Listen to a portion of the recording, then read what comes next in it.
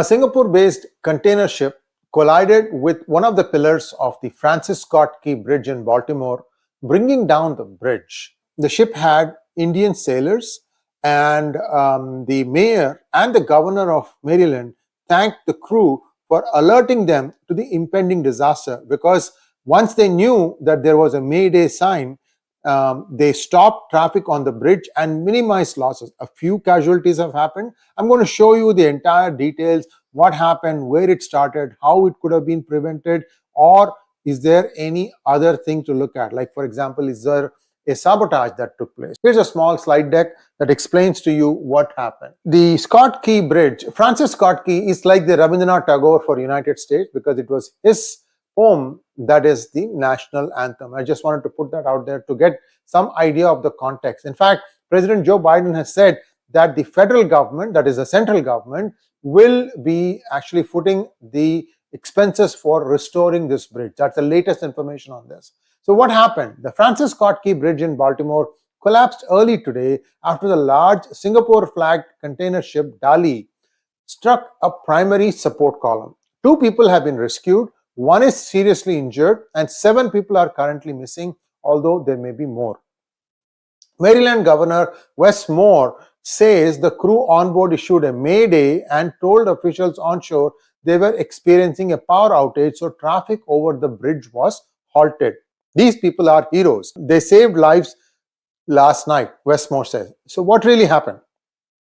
According to marine traffic, the ship departed the 𝗣𝗲𝗿 Marine Terminal, I'm going to give you the map, in the port of Baltimore at around 12:41 in the early hours of the day, sailed northwest, passed the nuclear ship Savannah, then turned southeast to depart the harbor, released the tugboats, and collided with the bridge at around 1:28.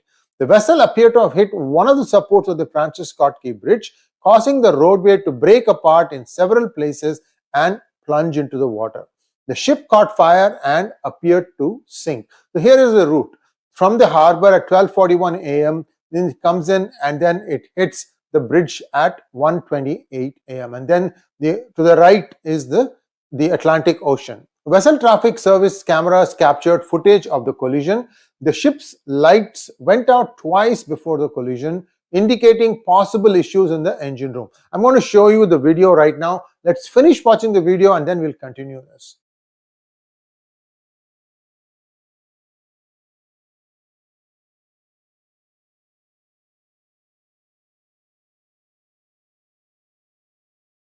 Power loss first time.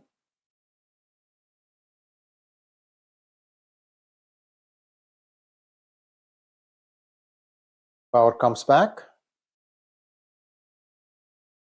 Thick smoke coming from the engine. Power loss again. And recovery. You can see the lights back on.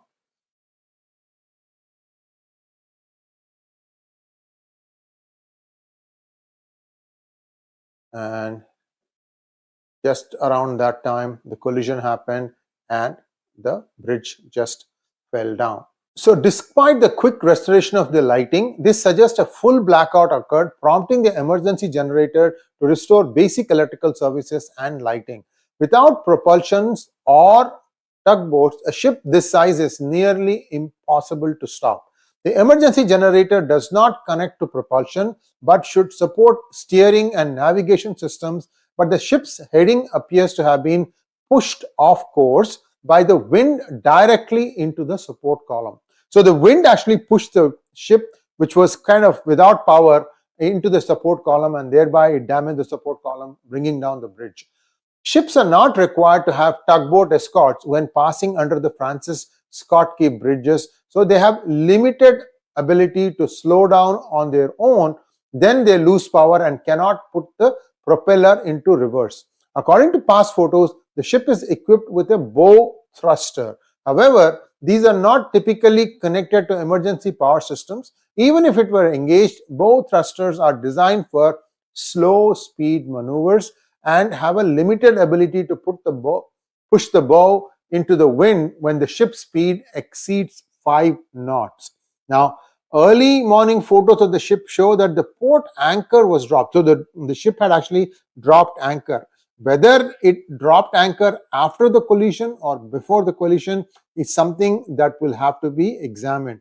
The possibility of a cyber attack cannot be ruled out. That's the most important takeaway. Why would there be a cyber attack?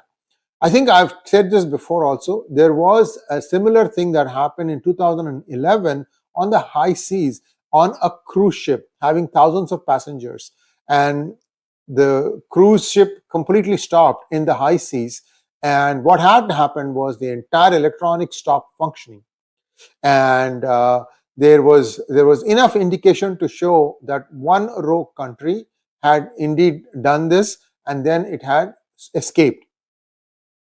Part of the reason for that was that by the time the US Department contacted the then President Obama, and something was planned, this instigator which had done the EMP was long gone. And there was a clarification. There's a website that showed what happened, because it was, the fingers were pointing to Russia, and Russia said, it is not us, and here's why. So a lot of intrigue there. Did the same thing happen now? It is possible. Whether it is that or not, only investigation will find out and unearth it. Thanks for watching. Please like, share, and subscribe to our channel. Don't forget to click on the bell button for notifications.